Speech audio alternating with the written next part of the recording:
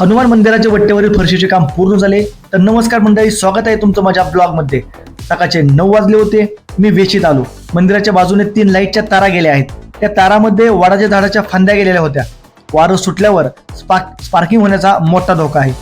त्या फांद्यामुळे तार सुद्धा तुटू शकते. इथं गावातील लोक गप्पा मारत असतात. त्याचबरोबर इथं बाजूला शाळा पण आहे.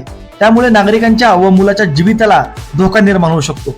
ही गोष्ट लक्षात ठेवून लगेच फांद्या काढण्याचा निर्णय घेतला. बबलू पैलवानने तात्काळ जेसीबी आणली. सोमा सर्वदे त्याची झाड कट करण्याची मशीन घेऊन फांद्या कट करण्यासाठी आला. लखन आणि लाल्या दोघे झाडाच्या फांद्या तोडण्यासाठी सोमाला मदत करत होते. अवघ्या 30 मिनिटांमध्ये तारामधील सर्व फांद्या कट केल्या. सोमा सर्वदे आणि पैलवान यांनी निशुल्कपणे काम केले, त्याबद्दल त्यांचे आभार. नंतर मारुती मंदिराच्या वट्ट्यावर फरशी बसवण्याचे काम सुरू झाले. हे संपूर्ण काम गावकऱ्यांनी दिलेल्या पैशातून आणि सहकार्यातून होत होते. लोकांनी मनापासून हातभार लावला म्हणून हे शक्य झालं.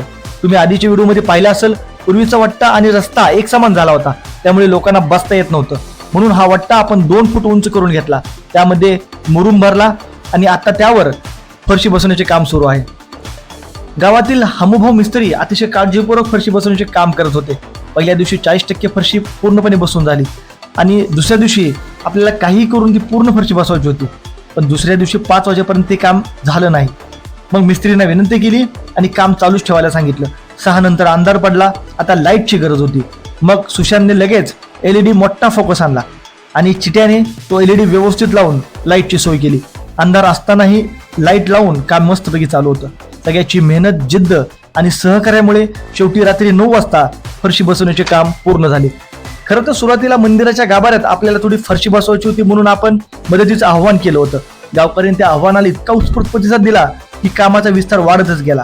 मंदिराच्या गाभाऱ्यातील फरशी तर पूर्ण झालीच, त्याचबरोबर मंदिराच्या वरच्या छतावर 3 इंच जाडीचा कॉन्क्रीटचा थर देण्यात आला.